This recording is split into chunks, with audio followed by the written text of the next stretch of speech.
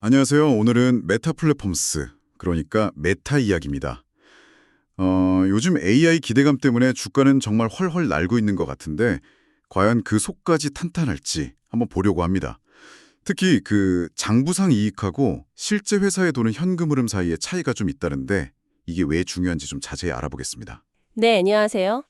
이게 요즘 빅테크 비즈니스 모델 자체가 좀 변하고 있어요. 예전처럼 그냥 플랫폼만 운영하는 게 아니라 이제는 뭐 데이터 센터다 서버다 해서 막대한 투자가 계속 들어가야 하는 약간은 무거운 그런 장치 산업처럼 되어가고 있거든요. 이 변화가 메타 재무제표에 고스란히 나타나고 있습니다. 와, 벌써 흥미로운데요. 그럼 바로 그 지점부터 시작해 볼까요? 그 서버나 네트워크 장비의 내용 연수, 그러니까 감가상각 기간을 기존 5년에서 5.5년으로 늘렸다고요. 이게 그냥 숫자 살짝 바꾼 게 아닌 거죠? 그렇죠.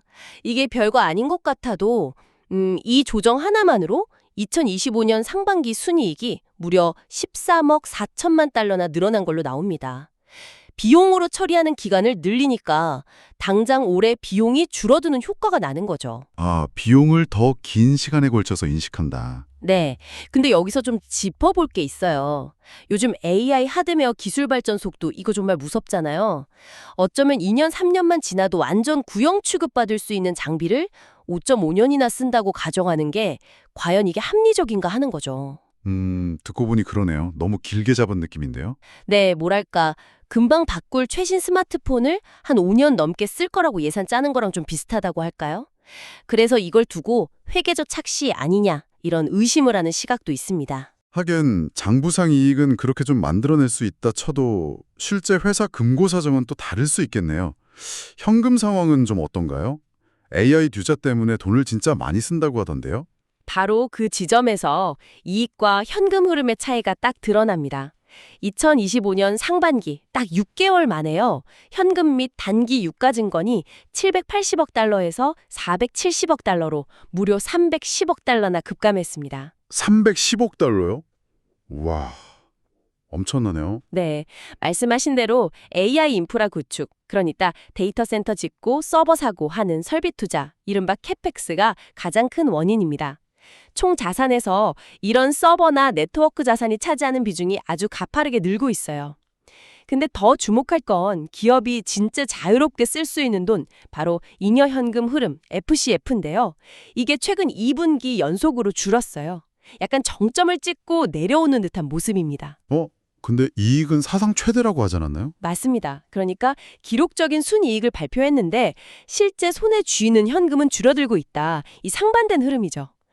이익은 느는데 주머니는 가벼워진다. 이건 좀 주의 깊게 봐야 할 신호입니다. 그런데 메타가 주주들을 위해서 자사주 모입도 엄청나게 하지 않았나요? 그 많은 돈은 다 어디로 간 걸까요? 효과가 있었던 건가요? 네, 그것도 참 흥미로운 부분인데요. 지난 3년간 자사주 매입에 쓴 돈이 무려 1,500억 달러입니다. 정말 어마어마한 금액이죠. 그런데 놀랍게도 그 기간 동안 총 발행 주식 수는 고작 4% 미만으로 줄었습니다. 거의 변화가 없는 거죠. 1,500억 달러를 썼는데 4%도 안 줄었다고요? 왜 그런 거죠? 이유가 있습니다. 바로 주식 기반 보상 SBC, 그러니까 직원들한테 스톡옵션이나 주식으로 보상을 많이 해줬기 때문이에요.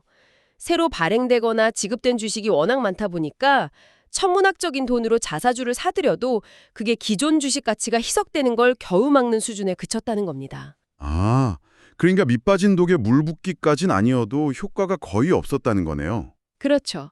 다시 말해서 1,500억 달러라는 막대한 현금을 썼지만 이게 기존 주주들의 부를 실질적으로 늘리는 데는 거의 기여하지 못했다고 볼 수 있는 거죠.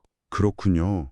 그럼 만약에요. 그 감가상각 기간을 좀 더 현실적으로 아까 말씀하신 것처럼 AI 하드웨어 수명을 한 2.5년이나 3년 정도로 다시 계산한다고 치면요. 그럼 이익 그림이 확 달라지겠네요. 현재 주가가 과연 설명이 될까요? 네, 아주 중요한 질문입니다. 만약 AI 하드웨어 수명을 현실적으로 봐서 한 2.5년에서 3년 정도로 가정하고 다시 계산하면요. 지난 12개월 동안의 감가상각 비용이 약 160억 달러 정도 더 늘어났을 걸로 추정됩니다. 이렇게 되면 발표된 순이익 710억 달러가 실제로는 한 550억 달러 수준으로 뚝 떨어지게 되죠. 710억 달러가 550억 달러로 차이가 크네요. 네, 그렇죠. 근데 이 550억 달러라는 수치는 그 전년도 순이익 510억 달러와 비교하면 거의 성장이 없는 수준이에요. 제자리 걸음이죠. 그런데 현재 메타의 주가를 보면 미래 이익을 땡겨오는 선행 주가 수익 비율 PER이 27배, 28배 정도 되거든요. 이렇게 조정된 거의 성장하지 않은 이익 수준으로는 이 높은 밸류에이션, 이 주가 수준을 정당화하기가 상당히 어려워지는 거죠. 아, 정리가 좀 되는 것 같습니다. 그러니까 겉으로는 AI라는 화려한 옷을 입고 막 성장하는 것처럼 보이는데 속을 좀 들여다보면 감가상각 기간을 좀 길게 잡아서 생긴 이익 착시 가능성도 있고 또 AI에 워낙 투자를 많이 하다 보니 실제 현금 흐름은 위축되고 있고 주주 환원이라고 했던 자사주 매입도 실효성은 좀 낮고 이런 문제들이 보인다는 거네요. 네, 핵심을 정확히 짚어주셨습니다. 이익 착시와 현금 흐름 위축, 이 두 가지 키워드를 기억하시면 좋을 것 같아요. 물론 단기적인 주가 흐름은 또 다른 이야기겠지만 장기적인 관점에서 봤을 때 지금 메타의 이런 재무 구조나 회계 처리 방식이 과연 계속 유지될 수 있을까? 그리고 이게 현재 높은 기업 가치 평가에 제대로 반영된 걸까? 이런 질문들은 계속 던져봐야 한다고 생각합니다. 네. 마지막으로 여러분께서는 어떻게 생각하시나요?